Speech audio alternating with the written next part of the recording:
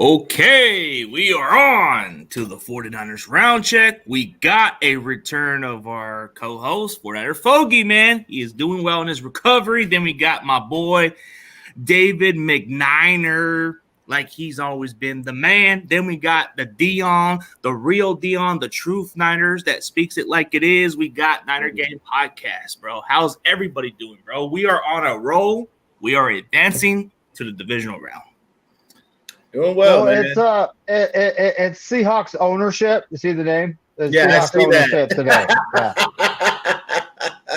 That's what made me smile, man. He said Seahawks ownership. Hey, they came out with an L, so that's definitely not on us, man. You know, it's been a fantastic weekend of football. I got to watch a couple more games because I still got to do a couple more shows on the rest of the action that's happened.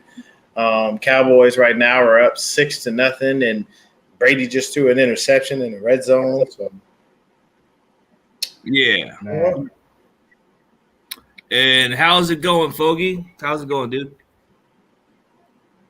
I think I've got a weak Wi-Fi out here. Yeah, so we got you though. Third and eight. Don't line up in the neutral zone. I got to be careful not to hit the quarterback after he slid. Yeah, first down. Put us behind at halftime. Mm-hmm. All right, to answer David Corona, bro, you might need to just inbox me because I don't want to just send links for everybody to jump on this one, bro. This is just a co-host show. But you're more than welcome to inbox me or email me when you get a chance, and I can get you on. But I just can't send the link on this one. But you know what? It feels great to beat Seattle not once, not twice, but how many times, guys? 3 times. 3 times. 3 times, bro. It has to feel great. I don't care if it's wild card week. Oh, the 3rd time. Yeah, I don't care if it's wild card week. I don't care if it's divisional round. I don't care if it's NFC Championship game. As long as we beat Seattle for that 3rd time. Oh, yeah. We all love to go ahead and, beat the brakes off of Seattle. And the beauty of it is, there it is. the beauty of this game was that you saw the first half, it kind of looked a little off kilter, a little off balance. And then that second half, everything just kind of exploded. Loved the way the team reacted to Deebo Samuel and coming to his defense. IGYB, I got your back. When that player was trying to twist his ankle and everything. So, I had heard about that because I didn't get a chance to watch the game. But then again, when I watched it on replay, I did see that everybody came to his defense. So, that's exactly what we need. But hey, man, Purdy keeps winning. He keeps battling the adversity that comes his way. I'm not upset at all, man. I love this ride that we're currently on. Yeah, most definitely. Well, when it comes to the guy that twisted Deebo's ankle, so where's the league at? Here they are, player safety. We don't want guys getting hurt, and y'all are just going to stand by and let this guy get away with that? Mm-hmm. Guaranteed they will. They won't do anything. The only thing they can really do, honestly, in that situation is probably try to find him. The issue is that's most likely going to be kept quiet and behind the scenes. You usually don't see those fines jump out into the public because if they don't get flagged for it immediately, then what happens is you still can get a fine check for shit you've done in the game. Lots of players have said that, like, you may not get flagged, but the league will review a bunch of stuff and you may get a notice that says, hey, you've been fined $10,000 for this, this, or this. And you're like, the fuck? I don't even remember that. So it happens. No, but some athletes have said that actually them paying fines actually kind of avoids their taxes. I don't know if that's true. I've never heard that one. I don't think you can write the fines off. If you can, shit, I ain't mad at it. No, but I've heard some athletes have that way. Like if you have to pay a fine, it kind of makes you avoid paying taxes after that because you're paying like actual fines and all that stuff. Because that includes a lot of the pays that you have to put in. Yeah. But the fines, the cool thing about the fines is that the money goes to, players and stuff like that, the past players and stuff like that. But then again, how often do you get that? Not much. But yeah, dude, we're just waiting for who's gonna win this game, actually. So so does it matter? Doesn't matter. I guess so. I don't think so. I think we're locked in on Sunday. Period. We don't care who it is, even if I mean, when it comes down to it, I don't know if it's like, do you want to face the Bucks 2 times in one season after they have, tape on what we did to them the first time? Or would you rather face the Cowboys, which I'm kind of leaning towards because, how their fan base acts. It makes for good reaction videos after the game. But, either way, I don't think it matters. They're going to come to San Francisco, and they're going to find out how good we're playing at Santa Clara. Yeah. Yeah, I'm not worried about anybody that's got to come to us and play us. I truthfully don't care. We're locked in. We're good. We don't have to worry about anything. I'm just happy that we're playing on Sunday so I can watch it. But other than that, yeah, no stress on my part. Yeah. What were you going to say, Fogey? Oh, bring them both. No, he said bring them on.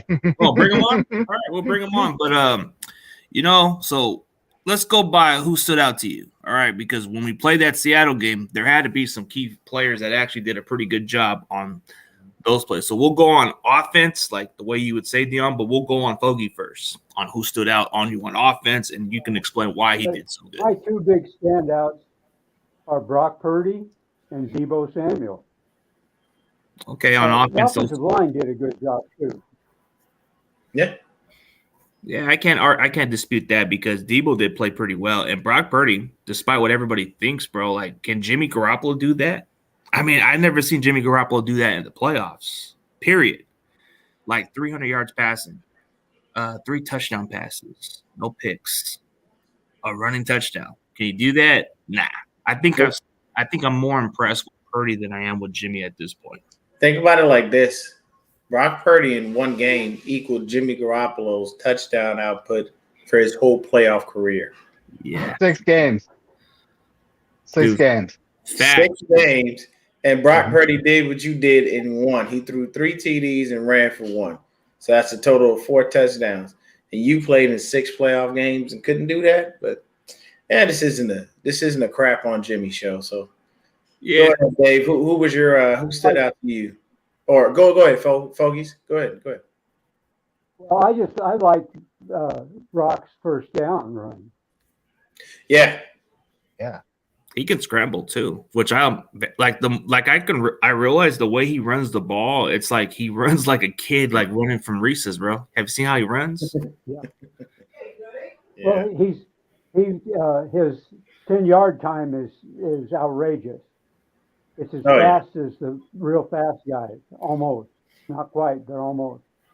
So that's the perfect speed for a quarterback is that first 10 yards. Yeah. So, David, who stood out to you on offense, man? CMC. I mean, he was averaging, 7.9 yards a carry? And when it comes down to it, I'm going to say Brock Purdy. He threw for 4 TDs. Didn't throw for 4 TDs, but he threw for 3 and rushed for 1, right? Yeah. Wasn't that the stat? Yes, that is correct. But he had – didn't he – huh? So, he was saying that he technically threw 4. It was just dropped by Ayuk. Yes, you're correct. That's true. That's true. But he had over 300 yards in the game, 324, wasn't it?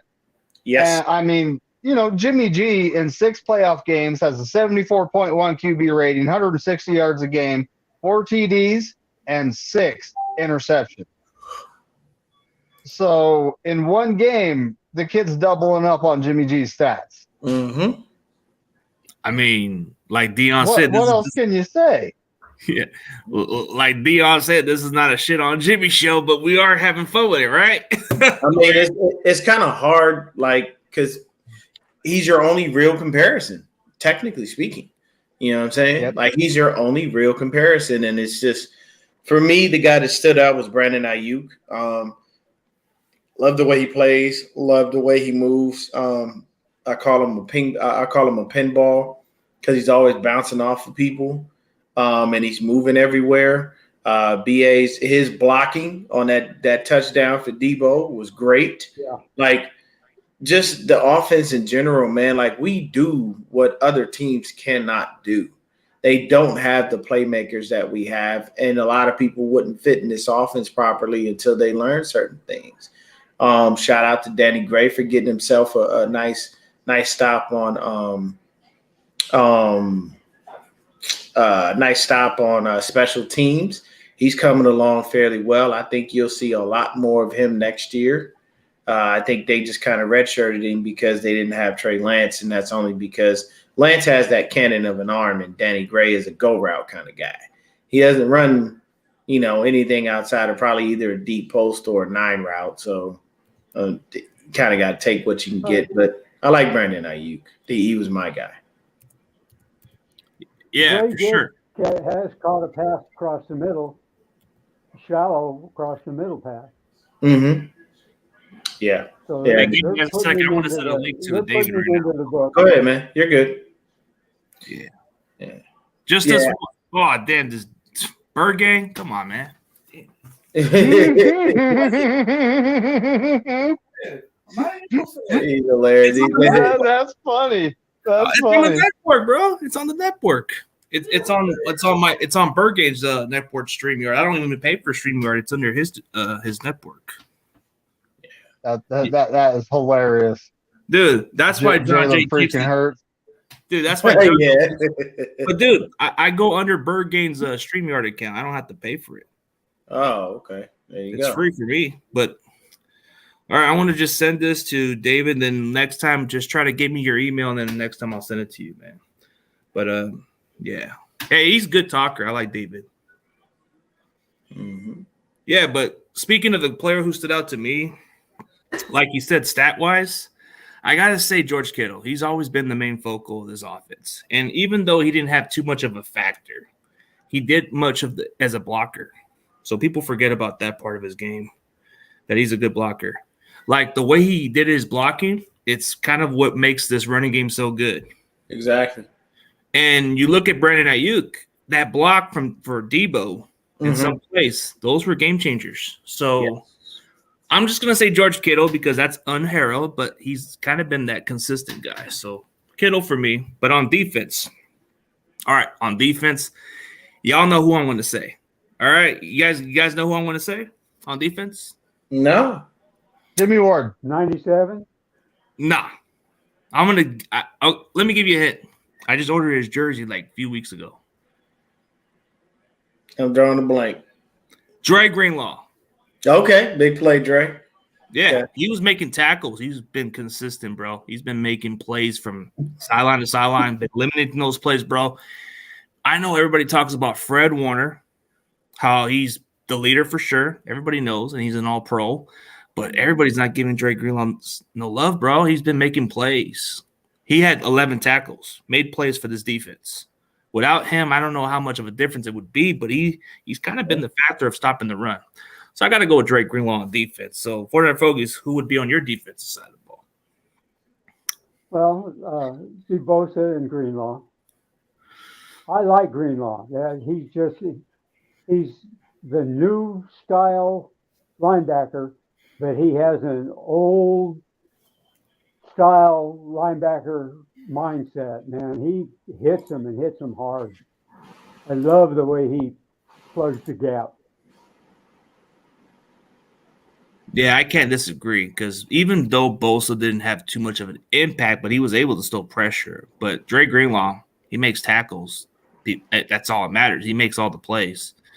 So I can't disagree on what Fogey said. I mean, two of the guys with the 7s on those numbers, you can't disagree on that. Oh, yeah. The beauty of it is that we actually wound up, holding the Hawks scoreless the first and the third quarter. That's definitely great defense. For me, honestly, on defense, I'd have to say the guy that stood out would have been probably Bosa.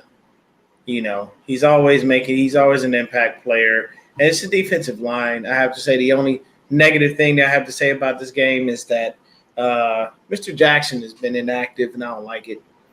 I don't understand why they keep making Drake Jackson inactive. One of my buddies said on his show that they're probably liking to keep a little bit more depth on the defensive tackle position, just because they're still kind of working Kinlaw back into the fold. But at the same time, bro, like, this dude had the most batted passes of any defensive lineman in the league, and his speed, his get off is disgusting. Like, you're going to deactivate him, but you still got Kerry Hyder running around out here? No disrespect to the man, but he ain't made the impact that Drake Jackson has. You're going to deactivate Drake Jackson, but you've got a bunch of other people here that you could probably drop one of these dudes and allow yourself to be able to make things happen. So for me, I'm a little upset that they don't have Drake Jackson active, but I mean, the whole D line, including Bosa, that was my defensive takeaway. Oh, dude, I agree on that part. But from the looks of it, if Ebby comes not going to play this week, I think they're going to have no choice but to put Drake Jackson out there. Hey, if he doesn't, man, and Jackson is active, I'm happy. Because to be honest with you, this is Ebby Combs last year anyway. And we'll probably just move on from him and use Drake Jackson consistently as a starting defensive end opposite Nick Bosa, which makes more sense because both of them coming off that edge so fast is just going to destroy things. So, yeah, let's see what David's got to say on his defensive part. Man. Yeah. Well, I got Charles Omenihu. Woo! He had 2 sacks. He was being very destructive. And, they were doubling and holding Bosa all game, and he was still making plays. But he distracted their offensive line enough where Omenihu and everyone else was eating. They were getting quarterback pressures. They were doing what they got to do. And we can't forget about this guy, Demo Lenore.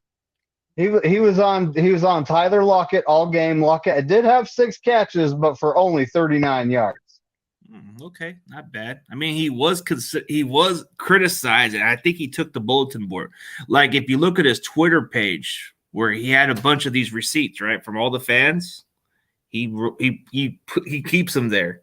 So if you checked out his video on his Twitter, he puts the receipts of what everybody said about him. Wow, I'm gonna have to look at that. No, I'll show you. Like it's on here on his Twitter. Because he has, like, receipts of what the fans said or anybody else said, dude. I'm not kidding. Like, I think that feeds him up a little bit because the fact that he's even called the weakest link, that kind of tells you how much he takes it personal. I mean, that's true, bro. If you're called that and you're going to step up to the plate, I like that about Lenore. I had some criticism, but I never had a doubt on him. I just think that he needs to step it up a little better. Let me see if I can find the receipts that he had. Because he had it on his page. I believe he had it on his video. Man, where was the receipt that he had on? Oh, it's on here, I think. It's on. No, wait. But here's David. My bad. All right, we got David, bro. But I'm trying to find the receipt that what Lenore had on it, bro. That he had the receipts. You'll probably have to look at it later. Then forget about it. But, hey, what's up, David? It's good to see you, man. What's up, man? Yeah, you too. My bad yesterday. My phone shut off.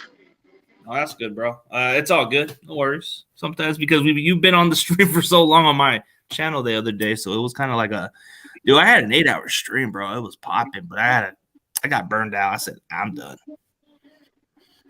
But, hey, speaking of you, David, who stood out to you on offense and defense? You can pick both sides, man. Pick on both players on different sides. When the game? Yeah. I say CMC and I say Bosa.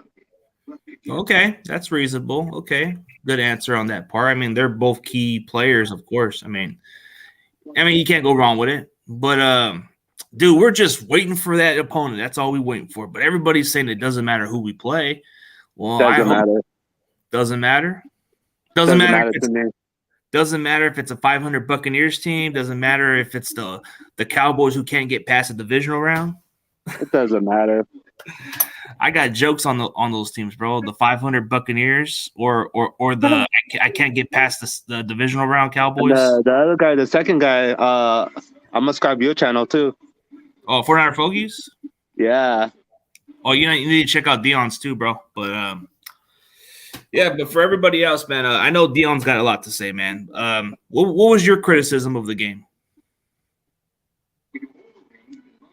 No, I was talking to Dion. Like Dion. Oh, you're asking me. You said the only thing that I didn't like was the way that Mooney played. That is truthfully my only thing.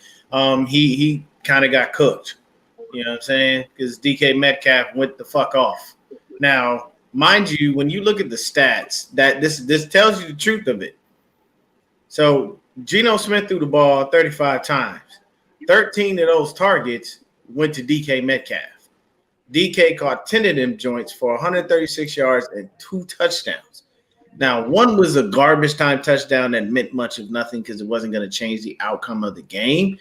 But the fact that, DK had that kind of a game, it's like, yo, you gotta tighten up. I understand facing somebody 3 times. You start to build up film. You start to understand and learn tendencies. You know what they do and don't do. Certain movements mean this. Certain head bobs mean that. Whatever the case may be. However you study. But I need Mooney to tighten up, man, because the road only gets rougher from here, and you can't have any leaks or anything like that.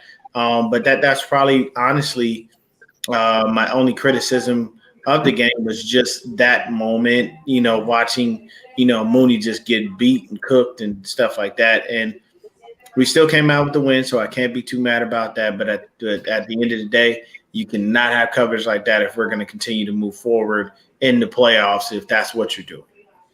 Yeah, you're right about that because I think Mooney's performance was kind of horrendous. I mean, he had his moments, but yeah, you look at the opposite. Lenore would always play the other way around, but it's the opposite for whatever reason. So I found his page on Twitter, and Demo was targeted. I believe it was like 28 targets, 2 catches, 16 yards, a QBR of like 20.6 or some shit. Like Demo actually had a way better game. And it's funny. It's like, the previous game, Mooney balled. Demo looked bad. And now this game, Demo balls and Mooney looked bad. It got to be one or the other. Both of y'all to get on the same page and look good at the same goddamn time. Because I can tell you right now, and I know I'm looking far ahead, if we make it to the Super Bowl, I want Kansas City. I want that rematch. I do. Want nobody else. I don't want the Bengals. I don't want the Bills. I want the Buffalo Wings, man. I want the Buffalo. I don't want nobody. I want Kansas City to come on over here to Arizona where I live and get this ass whooping. You got to fly a lot farther than we do. Come on, Mahomes. I mean, literally, think about it like this. Literally, the flight from LA to fucking Arizona is 45 minutes. Sky Harbor. I literally live like 5 minutes from Sky Harbor, bro. Believe me. I know it. You sit down on the plane, and by the time you sit the fuck down, you getting right back up. It's not that far. So this is not an issue for the 49ers. It'll be more of a time lapse for Kansas City, but I'm pretty sure they'll get out here early and whatnot. But I honestly, that's who I want in the Super Bowl because I want to get Patrick Mahomes, man. And I mean, don't think that Mooney would not show out in that situation because that's his previous team. Plus, honestly, it's not even Patrick Mahomes. The one person I want to shut up is Chris Jones. I don't like you. Jerick McKinnon, I want him to shut up too. Yeah, I don't. No. I don't even want to shut him up. I just want him to stop magically being healthy for a team that didn't line his pockets like we did, and then he came out to be ungrateful. I'm not going to get started on that because I'll go on forever because I hate Jerick McKinnon for his ungrateful and very selfish comments. But at the end of the day, I just want to shut up. No, it's not Chris Jones. It's the other dude. What's the other dude? Frank Clark. He used to be a Clark. Him, that guy. Frank Clark. I want to run all over him. I want Debo to run him over. I want CMC to truck him. I want Eli to truck him. I want Mason to truck him. I just want to take that dude out. I hate him with a passion. You know, he truthfully hates our team. And the hard part is I can't knock nothing he's saying because they come in and kick our ass every time. So he has every bragging right to say so. He has every right to speak his mind, and he's speaking the truth because what he's saying is happening. But I would love to stick it to him. Oh, that would be so great. I would troll him on Twitter for months on end and be like, all that shit you was talking, all them times you beat us. Where you at now? What are you doing? Like, I would lay into him because I'm petty like that. He probably block you just like Brendel did.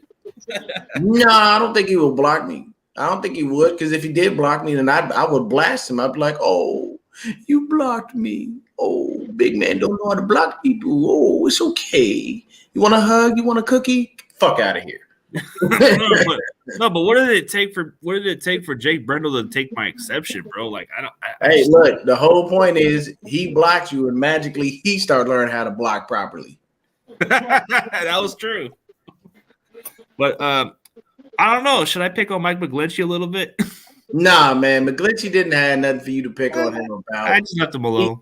He did all right, man. You know what I'm saying? The one good thing I can say is, Cowboys. The one good thing I can say is we haven't heard his name. And when you don't hear Mike McGlinchey's name, it's a good thing. Yeah. So if you want to talk about McGlinchey, I'm gonna kick it over to you, Dave. Is he back? Do we re-sign him? Do we give him a contract? Does he test the waters in free agency? Like, what are we doing? Well, when it comes to McGlinchey, if you look at his overall work over the season, he hasn't been good. The last, 2-3 games? Mm-hmm. Three games. He's actually been playing good football. You know, but before that, you have that one play where they snap the ball, the play's going on, and he's still in the stance. Then all of a sudden he realizes the play's on. He goes up and tries to swat a mosquito or something.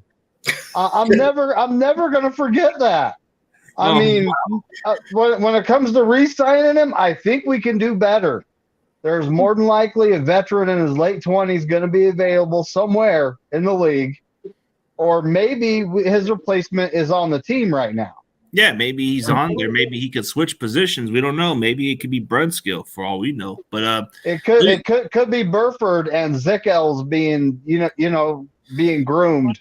Yeah, because versatility is very important for this Niners offense. But let me ask you another question. Let me ask a question for David, man. Should we even bring back Jake Brendel? I was asking like David McNeil, the Niner. Oh, my bad. So no. Oh, no. There you go. We could do better. Why? I mean, we could draft a rookie and he'd be playing better than Jake Brendel. Jake Brendel, even this last game, was getting blown up. So, I mean, the guy's been a career backup. This is his first year starting. And he got voted to the Ultimate Pro Bowl. What kind of joke is that? Yeah, that just shows you that anybody can make the Pro Bowl, all right? I mean, anybody. It don't matter. Even I can make the Pro Bowl with this guy. Yeah. Well, no, let's have the other day. You answered. Yeah, go ahead and answer that question, brother. What do you think? I don't know. Like, you guys already talked about it. I think you guys got good answers, and yeah. I mean, if you feel different, by all means, man. That's the whole premise of what we do, man. We debate, we kind of take about it, we speak on it. If you feel like it's different, if you feel like he shouldn't be back, like you think there's another option out there that's better for Minichi? No, for Brendel, Jake Brendel. Oh, Jake Brendel. Man, Jason Poe. Yeah, we could bring him back with small money, and he's doing all right, but he needs to step it up a little more. But we could find somebody better in free agent or in college. Yeah, I think that'd be better too. That kid from Arkansas is good. I heard that kid from Arkansas. Yeah, so then he agreed with you, CG. Basically saying like we can, but we've got options. I mean, exactly. There's better options than Brendel, but Brendel has his moments, but he's an adequate starter. Nothing else. But the fact that I think it'd be better if we find somebody in the draft. Yeah. somebody younger. You develop. Yeah, exactly. Well, here's the thing. So while we're on the topic of center, McNider, you mentioned Nick Zakel, right? Yes. Yeah. Did we They just missed the extra point again. did we let go of Donovan West? Guy from Arizona State? We did. We cut him in preseason. He didn't make the final He didn't 53, and they didn't even bring him back on the practice squad. They actually signed Jason Poe over him. I think Poe's going to develop into a center, if I'm being honest. I mean, Poe is a ridiculously versatile player. So it's good that he's there and he's hanging out on the practice squad. We lucked out having nobody like him, you know, and I like his versatility, man. To be honest with you, he could come in. Imagine if he actually makes the full 56 man roster, because it's no longer 53, it's 56. I believe we get 47 active or something like that.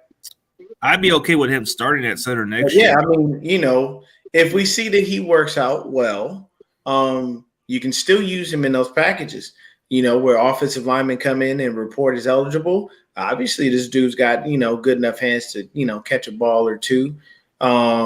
Really quickly on a side note, 49ers, if you want to honor Trent Williams and get him a touchdown, just use him like the Bears use the fridge. It's not like a running back, huh? Yeah, just bro. Look like this. Just hear me out, guys. I know it's like a Warren Sapp. Do like a Warren Sapp package where he goes for that touchdown. This is what I'm saying. You could literally put him in the I formation.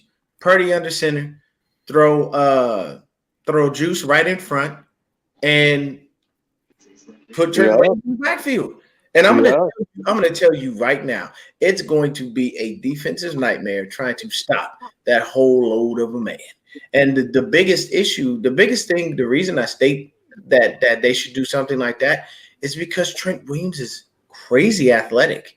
And if no one has watched his workout videos, this dude does some super crazy shit. So for me, what do? I honestly think you either do that or you flip-flop the positions. You put Trent Williams in at fullback and even throw CMC or Mitchell or Mason or whoever in the backfield. And instead of handing the ball off to the actual running back, you give it to Trent. And he'd be hard to tackle. You mean to tell me we can't get enough push on that line for him to be able to get in and sneak on in? Yeah, right. That's a big boy. He pushing that whole pile. He's a big dude. What about like a fake handoff and like throw like a little pass to him and he just runs in? I would not throw a pass to him only because the minute he becomes eligible, because you have to, as a lineman, you've got to report that you're eligible and they have to announce it. If they announce that pass ain't gonna get completed. It's real easy to pick off an offensive lineman. They don't catch the football like that. Trent doesn't have the athleticism to pull it off. But I think in that situation, it's just harder to use him the way that I anticipate. Just use him like you use the fridge, bro, and hand the ball off. I think that's the best too. We've all seen ball opponents, like he destroys anyone in front of him. You know, I watched that man come across the field and got damn near take somebody's soul. I almost watched their soul float away. Ooh, God damn. Dude, I'd line him up as the RB. You kidding? Knowing anyone on the defense is going to be like, nah. They're going to see him coming there and be like, no, they're going to make a business decision and they're going to get the hell up out of the way. Yes. That is facts, man. How you make a full screen? Oh, full screen?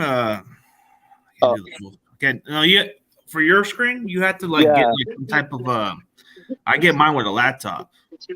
I'm on my phone. No, but if you do your phone, you have to do like some kind of sideways and all that. That's how you do it. No, but you have to push the button part, the part where it shows the sideways. You can get that. Oh, he has to turn it around. You got to turn it around and push the sideways thing that has it on there. Here, while we're big, let's take a look at Noah. I don't know. Internet cream. Hey, David, can you put a Joker face on him? The only issue is that I'm gonna look like that because I owe Noah because I said Geno would throw 3 interceptions instead of 1, Oh yeah, you have to pay up for that. Oh, I gotta pay up no. for that. I'm not. Hey, I'm a man of my word. I have no issues, quarrels, or qualms about. Hey, there's my dog, Carcast. Carcast, man. I What's didn't up, see what's you up, coming. guys? How's it going, man? Hey, Carcast, we're gonna link up, bro. We're gonna do some. We're gonna talk some playoff football, man. He was hanging out with me earlier when I was talking about the Bolts and the Jags. That was literally a tale of two halves. The Chargers broke them off in the first half, and then in the second half, they just disappeared. Yeah, They Bogey just blew it. They just blew it. Yeah, But Chargers. I will say this really quick to everybody out there that was mad at me because I wanted Asante Samuel Jr. He had 3 picks in the first half. Yeah, he did. I wanted him too. Did you see my reaction rant video a couple years ago where I was flipping out and pissed off about the fact that we didn't even get him and that we traded back with the Raiders? That was the problem I hated. And we drafted. Hold on. Aaron Banks. Aaron Banks. Oh, that's how you do it. Man. And he hasn't. I'm going to say that was a pretty good pick. He's worked out well. He's worked out well. I'll give him credit. You know, last year I was definitely very worried because we didn't see much of him. But obviously, whatever he did in the offseason, you know, last year worked out well. So I can't be mad at him. He did a good job. Trying to find the old video I had, dude. This one had some viral videos. Yeah, man. I was pissed because I was like, my first thing was, who is Aaron Banks? What is going on? Oh yeah, you were definitely upset. I was pissed because I wanted him. And my thing was, people kept trying to tell me, oh well, you know, just because his dad was great doesn't mean he's gonna be great. Where you at now? Well, he's a baller, Because bro. kid's great. He's got the genes Yep. to succeed. And he got 3 picks in the playoffs. He's tied for second, I think, with Ty Law and maybe 2 other players for most interceptions in a playoff game. Not even his dad can do that. If I'm His being dad honest. didn't even do that. But he did had that. good career interceptions, no doubt. Yeah. Oh no. Asante was monster. Yeah. He had. I think he had several years where he had at least. Last time, yeah. Buccaneers, sorry, bro. Buccaneers, I'm telling you, they're not exactly what they are. But don't You guys hear me? Don't, Yeah, we can hear you. Don't All sleep. right, so here's the halftime score, guys. Cowboys 18, Bucks 0. Don't sleep on old man Brady. Big fat, The Cowboys have missed 3 extra points. yeah. That I have no idea how that's happening. Hey, Brian Cope, if you're there, can you tell me how much bad the Cowboys kickers are trash? Wow. Where's Brian Cope when we need him? I want to see What's how going on, Corey? Corey Davis just says. Yeah, Corey Davis, he's funny. Yeah. He's on the trip right now, huh? No, I think so. I don't know. But I'm telling you. I think he left this morning, yeah. I don't think the game's over because we've seen what happened on 2 quarters. Unless the Hey, Cowboys. man, look what happened with the Jags and the Chargers. The Bolts showed up that first half, and they magically they looked like they figured they won the game at halftime, got on the plane, and left. Because I don't know who the hell that was in the second half. That definitely wasn't how they played. But one thing you can do is you can blame the head coach for injuring Mike Williams, being a dummy. Why would you play him in a meaningless game? I don't understand. To be honest with you, and if my seeding, this is why I said this. If we were like in that last game that we played in the regular season versus the Cards, if our seeding was not going to change and it wouldn't move, They rest our guys. you would. Man, please, I'm taking everybody out. You got that right. I might even put in a backup water boy. Dude, even our backups would have beat the Cardinals. You know, and I'm being honest with you because I would do that where I just don't want to. I don't want to do that. I don't want to take a chance on injuring any of my guys, especially when I know I need them for the playoffs.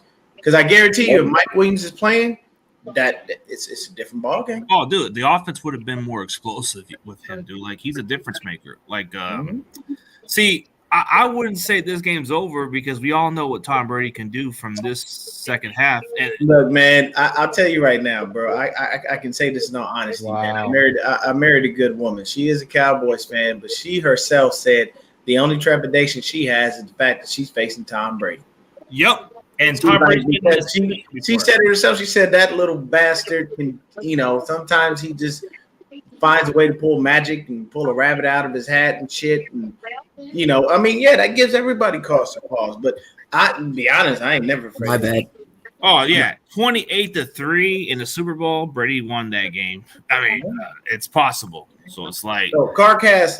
Let's get Carcast thoughts on who stood out to you, Carcast, on defense and offense in our Seahawks game. Yeah, there you go. On defense, I would probably have to go with. Charles Omenihu. Ooh, okay, all right. Cool. Yeah, Dave went with the same one. Okay. Yep. And on the offensive side of the football, I'd probably say, man, I really want to say Brock Purdy, but just go with Brock Purdy, man. Like, why not? Over 300 yards passing.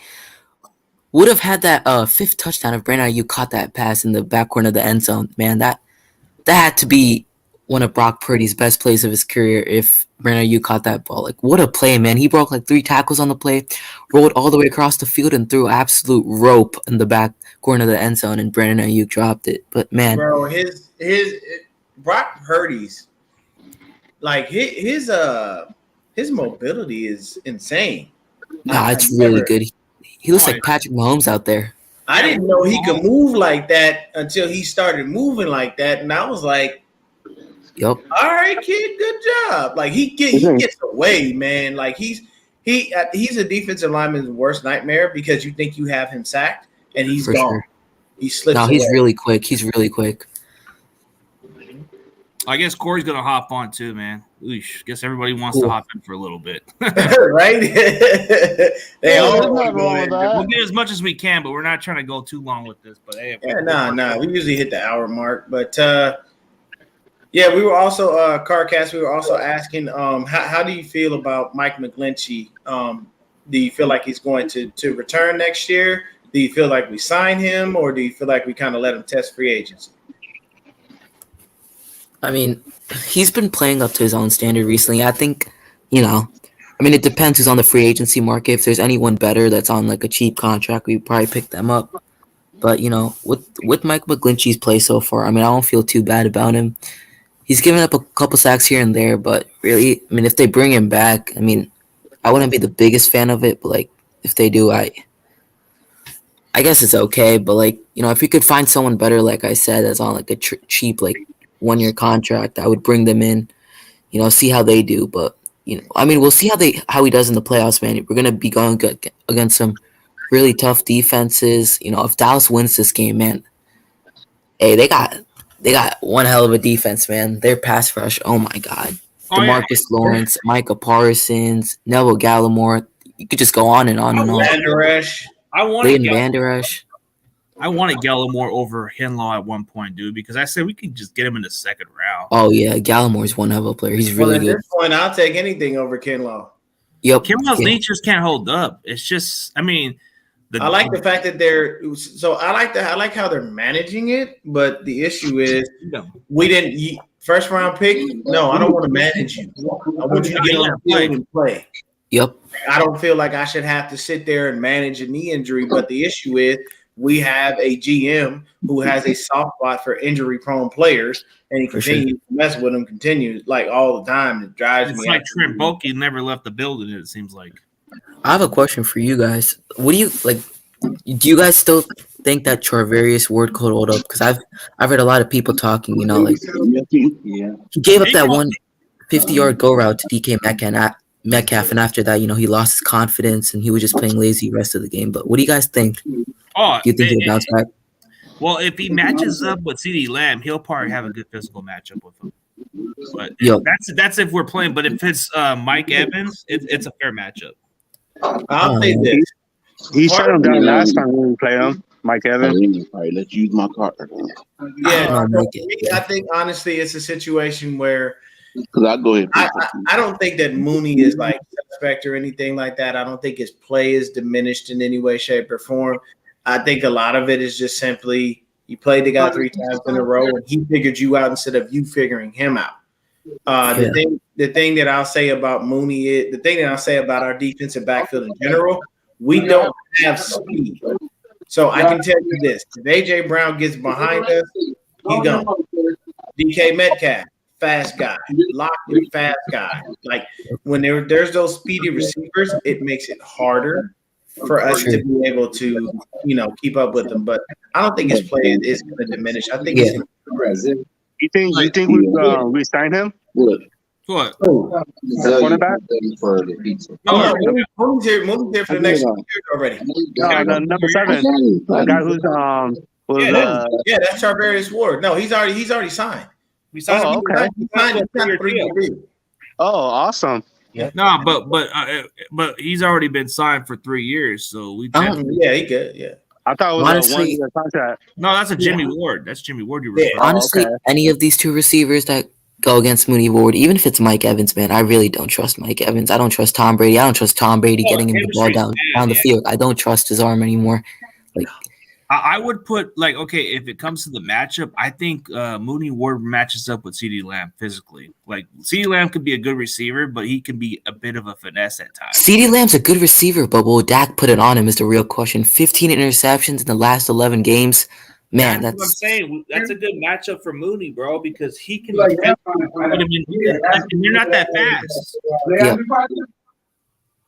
Yeah, they're not Hey even. man, look, Carcast over here dropping them straight facts. To me, it's simple. Mooney can play on anybody, and the only people that we have to worry about are fast guys. So if we match up against the Eagles, we're gonna have to be very mindful of AJ Brown. And then you got Devontae Smith. And you got Devontae Smith. The only difference is AJ Brown got like that speed. He fast. Devontae Smith is just fast. You can find a way to slow him down. You can get him going because he has a frail body. He's actually really small. He's not as big as he should be. Go ahead. No, I'm agreeing with you. Yeah, Devontae. Oh, yeah. So you can find a way to shut him down. AJ Brown, on the other hand, I mean, that's like DK Metcalf's little brother right there. You seen them two fools in the picture where they over there ripped out with 8-packs and shit. Yeah, so, they're like bodybuilders out there. To be honest with you, I wanted them. AJ Brown, man, is a nightmare because of his speed. So, like I said, if he catches that and he gets going, you just gonna have to let that man score. Ain't even no point try to force your body to move faster than it should, pulling hamstrings or anything, or any having muscle cramps because you was trying to overexert too much force in your legs, trying to catch up with somebody you ain't about to catch. I'm 41. I don't run like I used to when I was 18, so I don't do 18-year-old shit. You just got to be smart about it. Hey, said Corey. So who stood out to you, man? Who stood out? Yeah, for on offense or defense? Yeah, both ways. Well, I had to go with what Carcast said, 94. Okay. Yeah. And offense,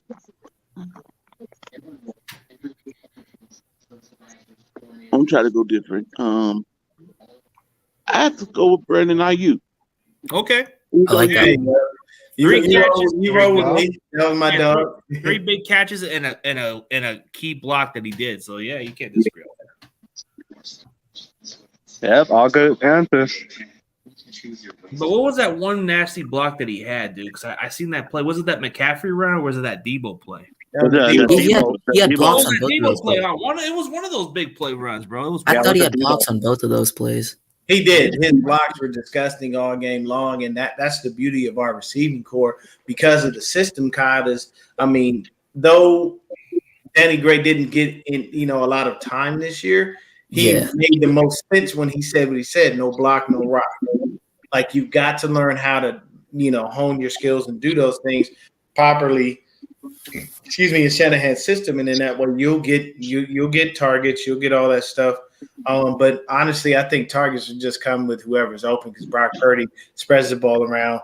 But one thing I can say is it's very to me that defenses haven't figured out that we're just throwing to the usual suspects.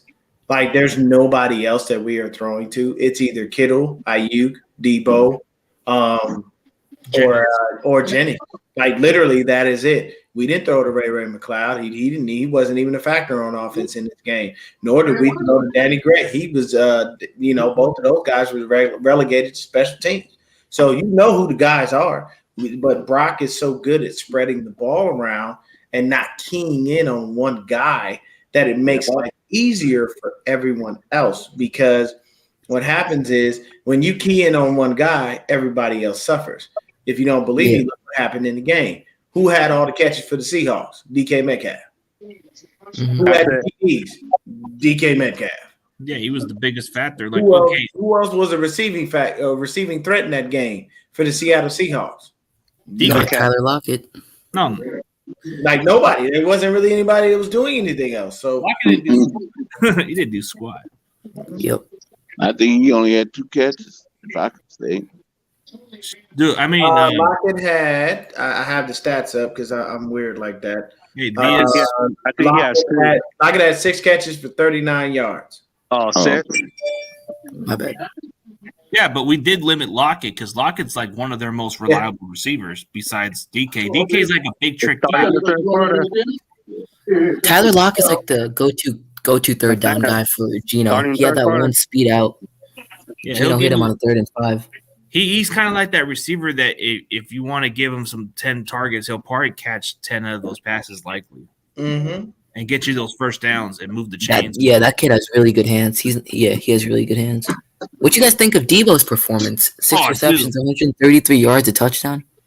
Dude, he was killing it. He was so awesome. He looked running the ball too. And that the TD run, the crazy thing about it is Debo. I liken Debo to what Ray Rice said years ago before he got whiteballed from the league. I don't call it blackball, I call it whiteball because wasn't nobody black that told him he couldn't play no more. But he said, like I got about 40 yards where I'm top in. After that, it slows down. That's how Debo moved. He got about a good 40 yards at top of his speed, and after that, Did you see the change of space? Did you see the change of pace? Oh my God! Mm-hmm. Dude, he has patience too. So when you see him catch the ball, he has the patience of a running back. But when he goes to the next gear, dude, he is hard to stop. He let the block get set up, and that's the key. See, as a running back, you have to allow your blockers to do their job. Some running backs are so fast, they start getting out in front of them. And it's like, if you just stayed back 2 seconds, 2 seconds more, I would have blocked this guy. You could have sprung that for a TD. Like CMC doesn't have home run speed. And you could tell that because have you ever noticed CMC when he runs, he looks up at the Jumbotron because they always show him running and it shows who's behind him. So he knows what he needs to do. And the beauty of that is he knows how to cover up the ball so nobody punches it out and gets a fumble on him. And at the same time, he knows, okay, if I'm close enough, I can take this type of angle or that type of angle and no one's going to catch me. For sure. He almost cut back against that guy. Yeah. There was that one play where he did score like a 50-something yard touchdown play, I believe, on a run play. But that was his longest run was 66 yards, but he didn't score on that play. Well, no, he didn't score on that one, because he was like close to like the 10-yard line or something. Yes.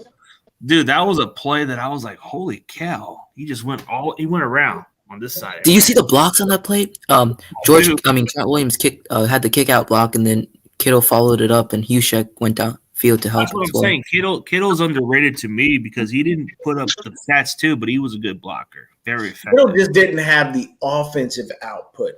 But what people forget is when Kittle doesn't have offensive output, he's blocking the shit out of somebody. And that's why he's the best tight end in the league. Because he can block and catch. I can guarantee you when Travis Kelce isn't catching the football, he ain't doing nothing. Yep. He's an average blocker at best, nothing special. And it's like, and it's nothing against Travis Kelce. He is an amazing good route runner. He just does not have the skills to block like Kittle does. Period. There is no one in the league that is better at blocking at the tight end position than George Kittle. And when you have a guy who can catch and block, put like this, jack of all trades. Put George Kittle on the Chiefs right now. He'd have 17 touchdowns. That's his Kittle's is bigger now. But I mean, it's an embarrassment of riches for Patrick Mahomes, who loves to throw the ball. It's not his fault that he's not getting the 17 touchdowns. Yeah, he's Kittle. What does Kittle say when he gets up to the podium? I'm open every time. Yeah, just throw me the ball. Just throw me the ball. I'll be open. Or he said, "I'm here to win." But you know what Kittle says? He likes running the ball. He does go, "Let's do it again. Let's run." Oh, Let's do it again. Yeah, But the thing is, he's not selfish. Like, he'll block even if he's open. He's not. He cares about wins than he does with the stats. Like he said, if I'm going to get one catch or no catch, I don't care as long as that's a pure team player. That's the type of players I like. That's what we have. That's what we have in our locker room. That is our mantra. It's team first. You don't allow nobody else to be doing anything like that. You know what I'm saying? What's up, Rick Diaz? No, third quarter. It's always great, man. I feel like Kittle does a fantastic job blocking. We still got Charlie Warner to block. You know, just to me, I see this. I see our offense and us putting up 41 points. Like, I'm telling you, man, I'm not afraid of anyone in these playoffs. Not even I don't want nobody to get behind us, you know, just with the speed of the receiver, but that's really about it, bro. I'm not scared. Dude, I'm pumped, man. We could go all the way. Philadelphia will probably give us a run for our money, and then the rest of whoever the AFC is, if it's Kansas City. They'll put up a fight, but will they be able to finish it off? We'll see. That's the only team that I'm going to tell you right now. This is my thing. If we get to the Super Bowl and we have the Kansas City Chiefs, Kyle, can you keep your foot on the gas this time? Can you not get comfortable at halftime? Because that's what you said. These are his words, people. I didn't make this up. You don't believe me? Go look at the press conference from a couple years ago when we lost that Super Bowl, and they were saying, why did you not call a timeout before halftime when John Lynch is on TV doing this, and everybody else in their right mind thinks that, but you say, oh, I got comfortable. You got comfortable against a quarterback who spent that whole playoff run coming from behind. Who does that? Yeah, who does that? And plus, if we were to get back into it against Kansas City, we would be more of the underdogs personally because they did beat us in the regular season. And that's okay. I want them to ride high. I want Frank Clark to run his mouth because I want Debo and everybody on our team to run him off that energy. I want Spencer Burford and Aaron Banks to I want y'all to mug him, punch him in the sure. Punch him in the stomach in a pile twist. I want you to. Did you see all the smack talk that Frank Clark was talking in the 19 Super Bowl? He was talking so much shit. He talked so much shit, and what happened? They backed it up and got us. And that's the thing. I can't knock him for the shit he talked, even if I hate it. But I'll tell you this: I would love to pay him back. That would be great. I think so. Dude, Andy Reid loses a consecutive Super Bowl and he goes 1-3 in the Super Bowl. That would be kind of cool. Hey, we get our payback. Hey. Let's return a favor. Let's return a favor, Kansas City. We gave you guys one. Now it's our turn. Oh, there's a video that just came out. Dak saying he's pissed off. He's like, go for fucking 2 because they can't kick any extra points. Oh, my God. They keep missing them. Sucks. Dak complained, let's go for 2 because I don't know who their field goal kicker is, but he can't make shit. He is trash. Oh. No. I'm saying big go. Oh, if Brady can't, if he didn't, oh my. At this point, just go for the 2-point conversion. Yeah, go for the 2-point conversion. This is why I don't even like Robbie Gould kicking those 40 or 50 yards at this point. I don't want to kick field goals. Holding offense number. Who gives us? I gotta say one thing: if Tampa Bay plays us, their defensive line is scary, man. I'm telling you. God, they are. They got Vita Vea. Did you see what his big ass did early in the game? Yeah. Oh my God. Vita Vea and Akeem Hicks. And Akeem Hicks. Defense. Oh, Hicks has still got it even for coming over there. I mean, you look at Vita Vea. They're struggling, Buccaneers. That dude eats up the running game, and he's like. I gotta say, I thought this game was gonna be a tale of 2 defense. Dallas is coming out, man, firing after the first 2 possessions.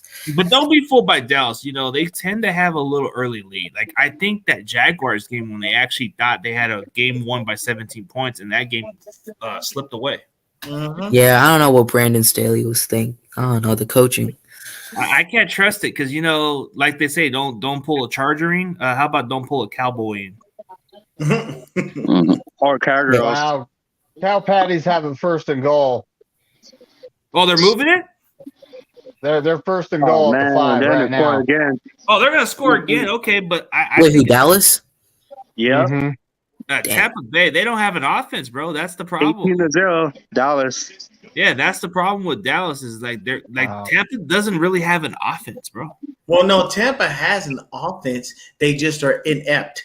Because let me explain. Yeah. Look at them. Okay, on paper, listen to these names for receiver. Yeah, good Mike winning. Evans, Chris Godwin, Julio Jones. Yep, they have You weapons. can't get it done With with no those chemistry. dudes. Brady can't get it to them. They average like 5 yards. They average like 5 yards a play. Different things, man. So Brady's a statue, and they have no O-line. They're getting their right tackle and I center thought back. Vincent came back, and I thought Tristan Wirfs was back. So that was obviously supposed to afford him a little bit Tom more Brady, time. he doesn't have the accuracy. I don't know. He just can't get it to them. He's not the same dude. He's not the same. That's it. He's not the same. Grandpa Brady now. He's old, bro.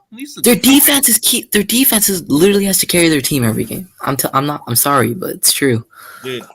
Dude, I laugh if the Buccaneers come from behind and beat the Cowboys, bro. That'd be hilarious. But I think Cowboys are going to realistically win because they have too much of a power offense. All the games they play are so low scoring. It's like, really? The Cowboys are going to outscore them more. Yeah, man, and you can't like the Bucks have they have everything you need. It's just they don't have the quarterback. Yeah. And there's nothing against Tom Brady, but at the end of the day, bro, you're not the same person that you were. You're not doing the things that you used to do, and this offense is inept, and it's inept with star players, and it doesn't make any sense. Anybody? I'm sorry. I like the running backs they have, like Leonard Fournette and Rashad White, but their running game's not looking too good. Yep. I said their running game's not looking too good. No, it doesn't. But I'll tell you this: the worst run game in the league belongs to the Buffalo Bills. And the reason that I state that is because your only running back is Josh Allen. That's what I'm saying. Yeah, they don't run the ball. Like you got to be better about that, bro. You got to find a way. Like you have to incorporate the run into the offense. I don't know if any of you guys saw that play, but Dak threw it to Gallup, and the defensive back was like this. The ball went right through his hands. Yep. God damn. Yeah, I'm not watching. I watched like the first half and like a quarter of the second half. Second quarter. I still think to otherwise because Brady can still come from behind, but then again, the Cowboys have their wild card Eagles where they blew them out. Almost. I'm just hoping they miss another extra point. That'd be hilarious. Right? Hey, how many missed kicks are they going to? I'll tell you what. If we play Dallas for sure, they ain't going to score much like this, bro. They ain't scoring like that. Hell. Oh, I guess they are. We're going to hit them. Dude, Dak's going to like. I think they're checking it. I think he stepped out. So he stepped out of bounds. They're probably going to set him for a field goal and then watch the kicker. Yeah, they got to overrule that. I'm honestly happy for Trevor Lawrence, man. Wouldn't it be funny if the kicker missed it? He can't be the first person. I'm so happy for Trevor Lawrence. Okay, so that Prescott was pissed off at his kicker, right? Like he says, yeah, he's like, let's go for fucking 2. Oh, you gotta go. You want to call it? Yeah, let's call it, bro. Yeah. Let's call it, guys. Come on. All right, let's call it. I don't want to say one more thing. All day, man. Yeah, all right, Corey, say one more thing, then we're gonna call it, bro. Okay, I wanted to say something about y'all saying about Kansas City and the 49ers Super Bowl. The difference between now and then, this time we got Brock Purdy. Last time we had Jimmy G, and Jimmy G can't keep up with the score. Once he get behind, you can call it. Brock Purdy, he can play from the back and up. That's a really good observation. Because we were down by 10 against the Raiders, which we didn't see that coming, but he did come from behind. Yeah. Plus, Brock Purdy's younger than Jimmy G. Oh, it's not even more so youth. It's just the fact that the guy is better. Because the youth didn't have much to do with it. Honestly, the youth would work in the reverse. We would think that he would do worse. But in this instance, he's just better, and that's just you have to really say. All right, guys, let's just call it a day then. All right, man. All right, thank you. All right, no problem. Thanks, guys. Go Niners.